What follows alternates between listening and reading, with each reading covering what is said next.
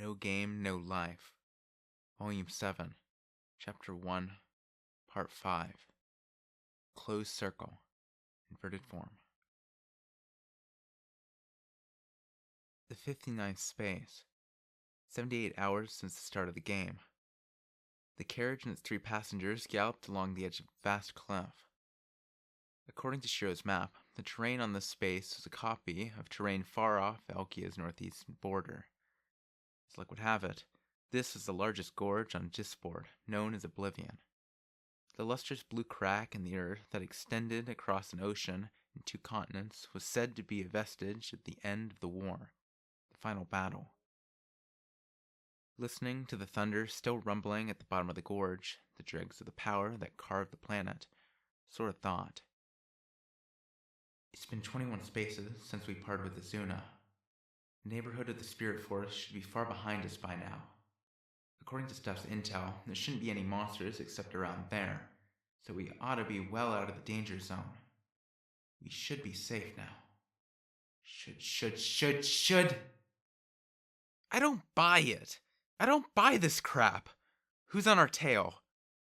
No one? Are they trying to catch us off guard? Huh? I won't fall for that. Where are you? Where are you hiding? Sora and Shiro were on high alert and acting like wimpy players in the middle of a horror game, constantly freaked out by motionless corpses and never making any progress. They were still wary of monsters, even though their cell's camera's zooms revealed nothing. I understand how you feel, but it's already been a day and a half. There's no need to keep worrying. True. It had already been 36 hours since they'd last seen a monster. Having ridden without any sleep or rest, the horses, including Steph, had reached their limit, and they'd had to squeeze in a few breaks along the way. In those instances, Sora and Shiro had each taken turns keeping watch, but no monsters had come.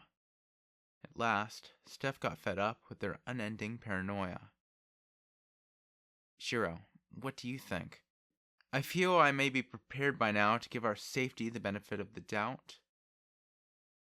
I'll trust what you think. Then it was settled. We survived, Shiro. At this whimper, Sora and Shiro hugged each other and collapsed in the carriage. Large tears running down their faces, they exchanged nods as if reassuring each other they were alive. The sky is so blue. Even that loathsome sun now seems but dear. The two squinted. Let us forgive all transgressions. Let all living be blessed.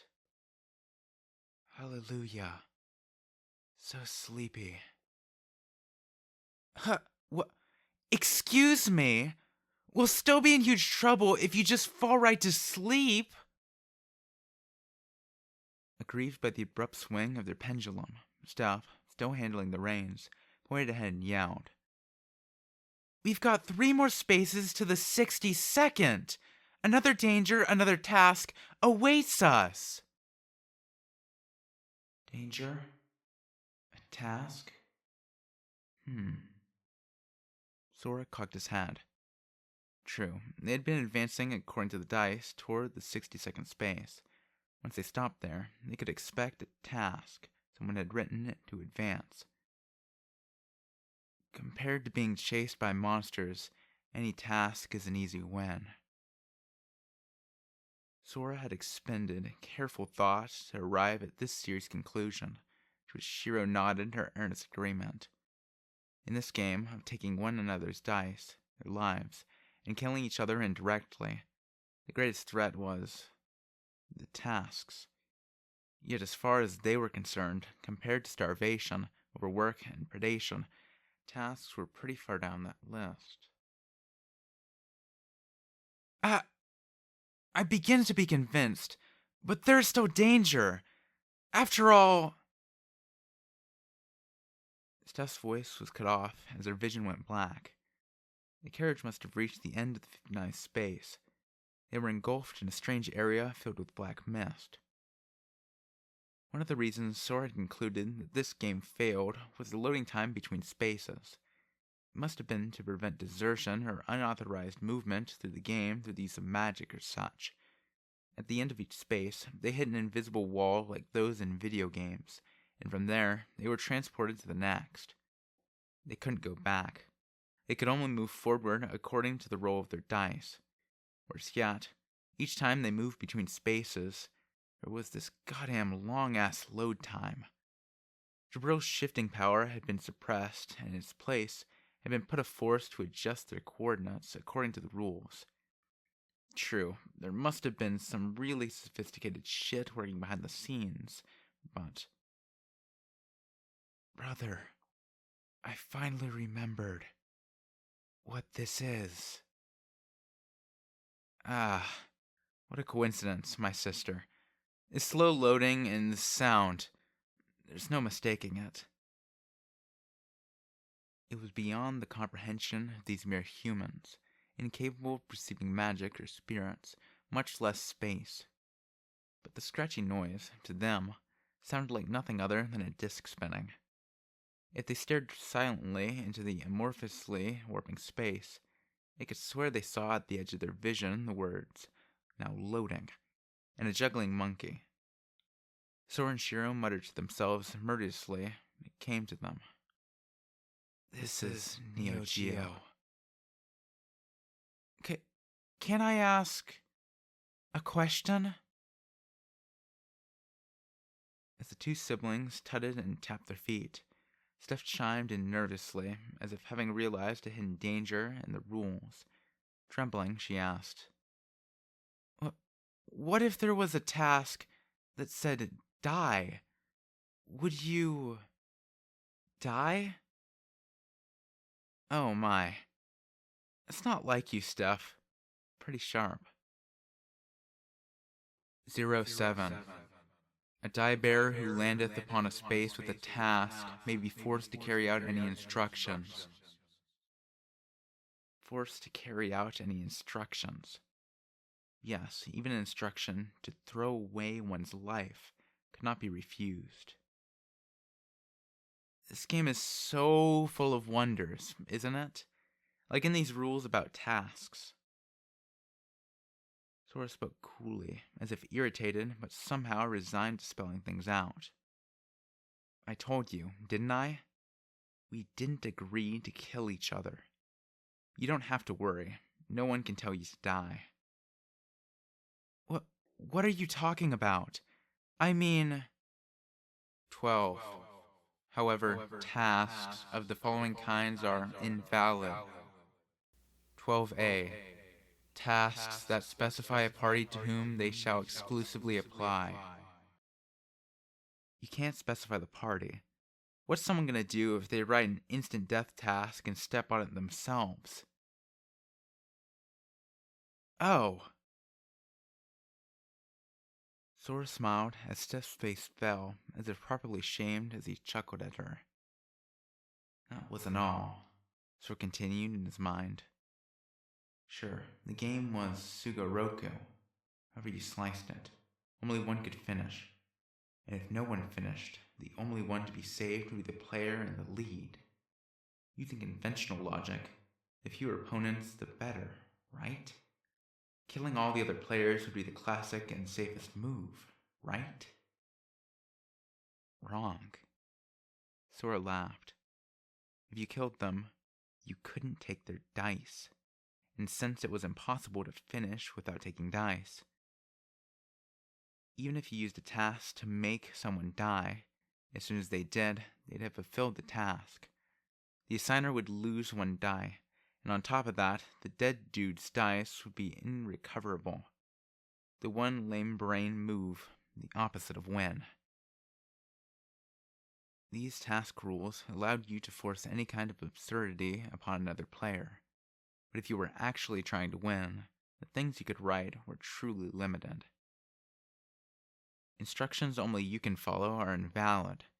If you have to write tasks that have some possibility of being fulfilled, There's a risk someone may steal your chance to steal dice. If you want to give instructions that let you steal without being stolen from. And with that, the loading time long enough to render instant noodles soggy ended. Tests like that are the most you can do. Pointing into their returned vision, Sora gave a little smirk. At the start coordinates of the 60th space, still beside the yawning abyss, was a sign. Glancing at what was written there, Steph mumbled. "What is that?" "Hey, we passed through how many spaces already, and you never noticed?" 10. Each task shall be transcribed upon a sign, and these signs shall be placed upon the spaces of the board in random order. Haven't you seen them? Every time there's a sign with a task. Do you suppose that prior to this, I had a moment's rest to pay attention to shabby signs such as these? Yeah, well, frankly, that was true. Both Sora and Shiro accepted Step's rebuttal without further ado. Even Sora and Shiro had only managed to read a few of them between all the running and sleeping. In any case, the sign Sora was pointing to read, "Count every damn hair on your body, including tail hairs, and answer that shit correctly, please." So Izuna even writes this way. Sora seemed pleased. Anyone can do this task, but there are only a few who can do it in 72 hours. In the first place, the only ones with tails were Ino, Izuna, and Plum. Maybe those crazy werebeasts could count their own hairs instantly, but those lacking such senses, or even a tail, specifically Sora and company, could only answer by counting every hair one by one, including the hairs on the tail of the horse hitched up to their carriage. They'd have to spend the full 72 hours. Actually, they'd grow more hair in the interim, so it was pretty much impossible. Pretty nasty task, Izzy. But then tasks like this are ultimately designed to stop you for 72 hours and take one die. For instance, a task could hold them up to 72 hours by asking a question only the minimum number of people could answer, like the one Sora and Shiro had written. Or it could give a command that you could fulfill in 72 hours, like this one. If you were trying to win, in fact, these were the only two methods you could use. The tasks, so far, were pretty much all like that. Shiro listed a few examples she could remember. Travel from one end of the space to the other and back on your own feet 100 damn times, please. This had also been one of Izuna's tasks. Walk 2,000 kilometers in 72 hours. In other words, it sounded tough even for a werebeast. But, to begin with, Izuna didn't have to fulfill her own tasks. Jaburo could do it easily. Ino would drive himself half to death to do it, and everyone else would just be stuck for 72 hours. Immediately accept a game by the covenants proposed by a party of at least 2 members, other than the one who had signed the task, and win. That one must have been Jaburo. Under most circumstances, it would be invalid and ineffectual, since, unless a third party was present, the premise wouldn't stand, and it would be impossible for anyone to fulfill the task. But in any case, if the premise did stand, it would likely be a task of the highest difficulty. Now here's another wonder. Tasks only one can fulfill aren't allowed. Why's that? What? Because then there would be no game, right? Ah, yes. That was the sensible answer. Sora laughed. How would it look if there were a quiz show where everyone asked each other questions that only they knew the answers to? That show would get its sorry ass cancelled after the first episode, and whoever was responsible would be forced to resign. But Sora responded to Steph's sensible assertion with a sweet smile and a dearth of sense. So, why does it have to be a real game? Excuse me? If this game is hosted by the old days so we'll kill each other, wouldn't this rule just get in the way? She might as well have us hurling impossible missions at each other, saying, "You don't fulfill it, you die," right? So why wasn't that the case? And just then, one more die each appeared in front of Sora's and Shira's chests, as if sprouting from thin air. One die was from Azuna, who'd landed on Sora's task. Sora, after 72 hours had passed. Likewise, someone must have stepped on one of Shiro's tasks and lost a die after running out of time. Coincident with each of their dice increased to 9, their limbs slightly extended accordingly.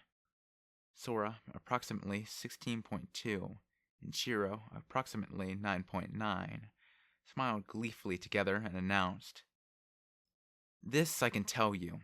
The one who suggested that tasks only you can do should be invalid was me." Excuse me? Sora made the submission without a hint of any normal feelings of guilt, just like any devil would. These task rules were far too convenient for Sora and Shiro specifically. As had been described to Azuna, Sora and Shiro, traveling in company, could assign problems only they could answer. Wow. Considering the survival trek they'd endured, even this handicap seemed quarter-assed. That aside.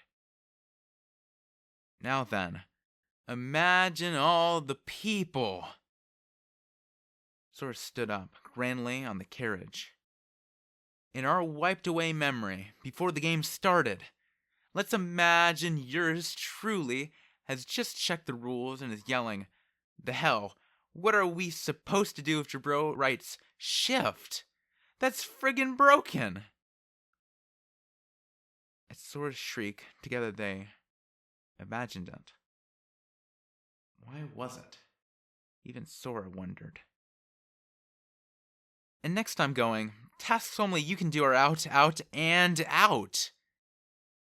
Did you manage to picture it? That which should have been part of their lost memory somehow coalesced as vividly as if it had just happened. Shiro nodded deeply as if to say, "That's my brother," while Steph rolled her eyes.